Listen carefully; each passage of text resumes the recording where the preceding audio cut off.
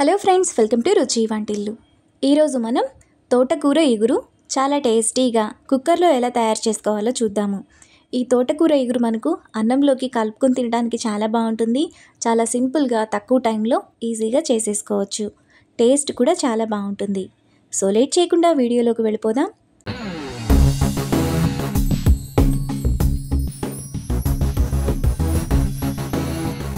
ముందుగా తోటకూర ఎగురు చేసుకోవడానికి స్టవ్ మీద కుక్కర్ పెట్టుకొని అందులో 1 టేబుల్ స్పూన్ ఆయిల్ వేసుకోవాలి. ఆయిల్ వేడైన తర్వాత 1 టీ స్పూన్ తాలింపు గింజలు వేసుకొని ఫ్రై చేసుకోవాలి.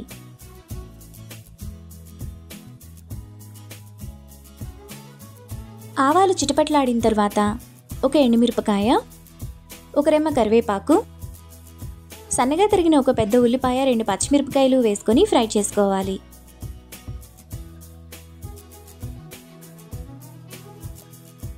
ఉల్లిపాయలు ఇలా వేగిన తర్వాత అందులో 1/2 టీ స్పూన్ అల్లం వెల్లుల్లి పేస్ట్ వేసుకొని పచ్చివాసన అంతా పోయేంత వరకు 1 నిమిషం పాటు మీడియం ఫ్లేమ్లో ఫ్రై చేసుకోవాలి.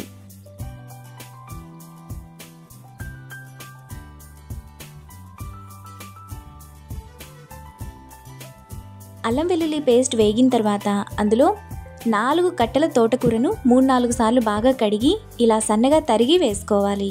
కాడలు లేతగా ఉంటే వాటిని కూడా వేసుకోవచ్చు. ఇప్పుడు టేస్ట్కి తగినంత ఉప్పు వేసుకొని 1 నిమిషం పాటు మీడియం ఫ్లేమ్లో కలుపుకోవాలి.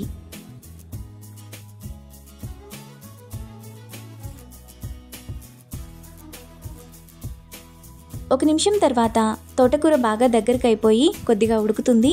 ఇప్పుడు చిన్న చిన్న ముక్కలుగా కట్ చేసుకున్న 2 టమాటా వేసుకొని మరో నిమిషం పాటు మీడియం ఫ్లేమ్లో కలుపుకోవాలి. టమాటా కూడా మెత్తగా అయిన తర్వాత 1/2 టీ స్పూన్ పసుపు, 1 టీ స్పూన్ కూరల్లో వేసుకునే కారం, 1/2 టీ స్పూన్ ధనియాల పొడి వేసుకొని ఒకసారి కలుపుకోవాలి.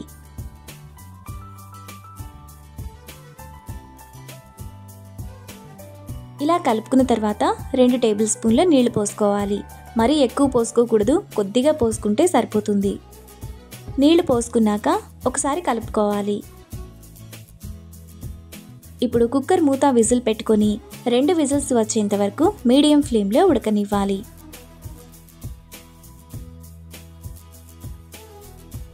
కుక్కర్ విజిల్స్ వచ్చి ప్రెషర్ పోయిన తర్వాత తోటకూర మనకు ఈ విధంగా బాగా ఉడికిపోతుంది. ఇప్పుడు స్టవ్ ఆన్ చేసుకొని మరో నిమిషం పాటు మీడియం ఫ్లేమ్లో కలుపుకోవాలి. 1 నిమిషం తర్వాత తోటకూర ఇగురు కూర మనకు చాలా టేస్టీగా రెడీ అయిపోతుంది. ఇప్పుడు ఈ తోటకూరను బౌల్లోకి తీసుకుని రైస్తో సర్వ్ చేసుకుంటే ఎంతో టేస్టీగా సింపుల్గా చేసుకునే తోటకూర ఇగురు రెడీ. ఈ రెసిపీని మీరు కూడా ట్రై చేసి మీకు టేస్ట్ ఎలా కుదిరిందో నాకు కామెంట్స్లో షేర్ చేయండి. ఈ వీడియో కనుక మీకు నచ్చినట్లయితే లైక్ చేసి, షేర్ చేసి, సబ్స్క్రైబ్ చేయండి.